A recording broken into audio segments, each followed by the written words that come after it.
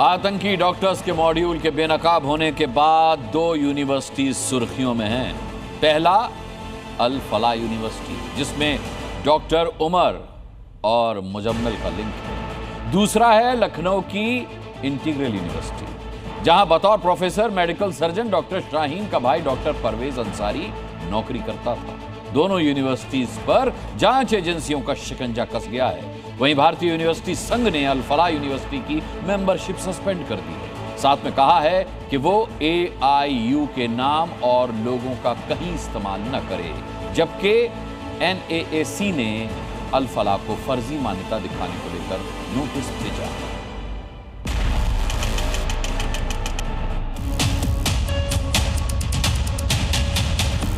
नाम अल फलाह यूनिवर्सिटी, जगह हौज फरीदाबाद, पढ़ाई इंजीनियरिंग से लेकर मेडिकल तक, 650 बेड वाला अस्पताल भी मौजूद। लेकिन यहां पढ़ाने वाले कुछ प्रोफेसर और डॉक्टर्स की गिरफ्तारी के बाद इस यूनिवर्सिटी पर ऐसा बदनुमा दाग लगा है जिसका हटना आसान नहीं। अब एक यूनिवर्सिटी के बारे में सुन लीजिए।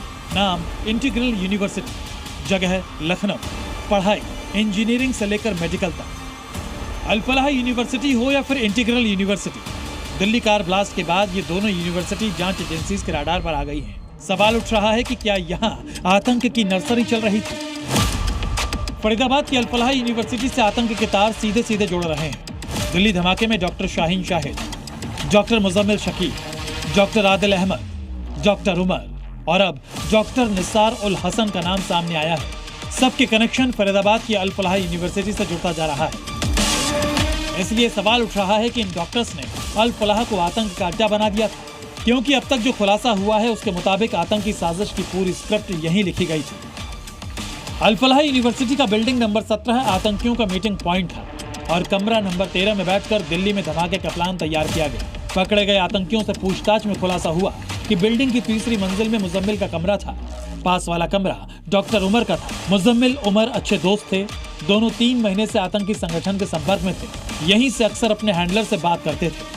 अल फलाह यूनिवर्सिटी को अल फलाह चैरिटेबल ट्रस्ट चलाता है, जिसकी स्थापना जवाद अहमद सिद्दीकी ने की है और वो खुद यूनिवर्सिटी के चांसलर भी हैं। आतंकी हमले से कनेक्शन सामने आने के बाद यूनिवर्सिटी सफाई दे रही है कि आतंकी डॉक्टर्स का संस्थान से निजी रिश्ता नहीं था। यूनिवर्सिटी इस बात से भी इनकार कर रही है कि कैंपस के भीतर खतरनाक विस्फोटक का इस्तेमाल होता है। यूनिवर्सिटी लाख दावे कर ले, लेकिन जांच एजेंसीज का उस पर शिकंजा कस चुका है। अब यूनिवर्सिटी का फॉरेंसिक ऑडिट किया जाएगा, वित्तीय लेन देन की भी जांच होगी। ED, DRI और EOW जैसी एजेंसियां अल फलाह के हर उस कागज को खंगालेंगी ताकि आतंकी डॉक्टर्स की पूरी असलियत बेनकाब हो सके। अल फलाह की तरह लखनऊ की इंटीग्रल यूनिवर्सिटी भी खुफिया एजेंसीज के रडार पर है, क्योंकि इस यूनिवर्सिटी में मैडम सर्जन यानी आतंकी डॉक्टर गैंग की सरगना शाहीन का भाई डॉक्टर परवेज अंसारी पढ़ाता था। दिल्ली में हुए धमाके से 7 दिन पहले डॉक्टर परवेज अंसारी ने इस्तीफा दे दिया था, लेकिन जांच एजेंसीज को लगता है कि इस इस्तीफे के पीछे साजिश है और परवेज न सिर्फ अपनी बहन डॉक्टर शाहीन के संपर्क में था, बल्कि उसी के इशारे पर अचानक गायब भी हो गया। यही नहीं, इस बात का भी अंदेशा है कि परवेज अंसारी को आतंकी डॉक्टर्स की पूरी साजिश की जानकारी पहले से ही थी। इसलिए UP ATS अब डॉक्टर परवेज अंसारी के साथ साथ इंटीग्रल यूनिवर्सिटी की जांच में जुट गई है।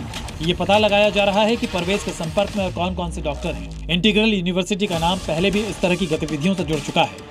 न सिर्फ 2 आतंकी पहले गिरफ्तार किए गए थे, बल्कि धर्मांतरण के छांगुर का भी कनेक्शन इस यूनिवर्सिटी से रहा है।